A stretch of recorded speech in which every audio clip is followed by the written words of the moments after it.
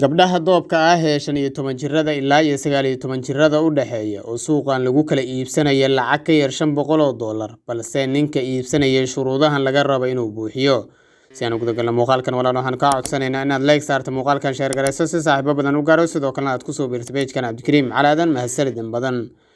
Gabdhaha yar ee da'da qaangaarka ah ee da'doodu ay tahay 15 sano ilaa 19 sano ayaa suuqan waxay u yimaadaan ama waalidiintoodu ay u keenaan si ay u helaan nin guursada isla markaana lacag kala baxa oo iibsada. Gabdhaha doonaya in la iibsado ee suuqan gabdhaha lagu iibiyo imaanaya ayaa soo qaata dhar ku dheggan si ay markaasi jirkooda ugu soo jiitaan ragga suuqa imaanaya ee doobka ah ee guurdoonka ah isla markaana haysta dhaqaale ay gabar ku iibsan karaan. Sidoo kalena gabdhaha ayaa isi soo qurxiya si ay durba u helaan rag iibsada oo lacag fiican kala baxa si aysan suuq la'aan ugu dhicin. Sanad kasta suuqan gabdhaha bikrada ah ee aan weli la guursan lagu iibiyo ee ku yaala magaalada yar ee Stara Zagora ee bartamaha Bulgaria ayaa waxaa buux dhaafiyaan gabdhaha is iibinaya, kuwa waalidiintood ay iibinayaan iyo ragga doonaya in ay iibsadaan gabdhahan da'doodu yar tahay. Magaaladan iyo suuqan gabdhaha lagu kala iibsado ayaa sanad waliba waxa ay martigeliyaan boqolaal kun oo dad ah kuwaasi oo isugu jira gabdhaha bikrada ah ee aan weli la guursan ee is iibinaya, kuwa waalidiintood ay iibinayaan iyo ragga doobabka ah ee doonaya gabdhaha in ay iibsadaan oo ay nolosha markaasi la wadaagaan iyagoo lacagtooda kala baxaya. Suuqan ayaa kaliya waxa uu furan yahay sanadkiiba 4 jeer oo ay dhammaan imaanayaan ragga doobabka ah ee gabdhaha bikrada ah doonaya ee aan weli la guursan.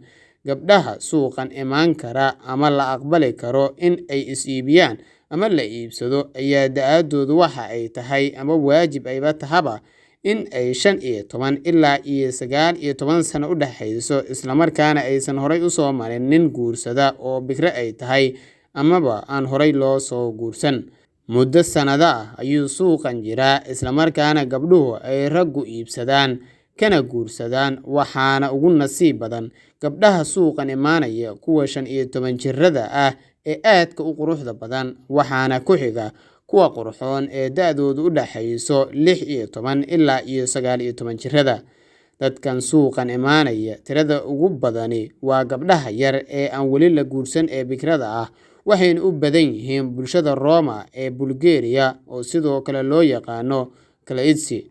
Waxa ay yimaadaan suuqan iyagoo is soo qurxiyay labis kala kacsan oo soo jiidasho lehna soo qaateen iyagoo soo bandhigaya markaasi muusig firfircoonna ku dheelaya si ay wiilasha u sasabtaan una soo jiitaan. Nimanka ayaana suuqan waxay u soo aadeen in ay naag u helaan gabadhii ay ka helaan markaasina gadanaya sidoo kalena wadanayaan markaasi. Waxaana waajib ah wiilasha gabdhaha gadanaya amaba doonaya inay guursadaan ee lacagta kala baxaya waa in ay iskaabulo ahaadaan oo aysan xaas lahayn. Gabdhaha la gadanayo iyo ragga wax gadanaya ayaa inta badan ka soo jeeda qoysaska saboolka ah ee bulshada waddanka Bulgaria. Waalidiintuna waxay halkan u soo kaxeeyaan gabdhahooda iyagoo ujeedadoodu tahay in ay u raadiyaan lamaane carruurtooda nolol wanaagsan siin kara. Qiimaha gabdhaha bikrada ah ee aan weli la guursan waxaa inta badan lagu iibsadaa suuqa qiyaastii $290 ilaa $350 Mareykanka ah.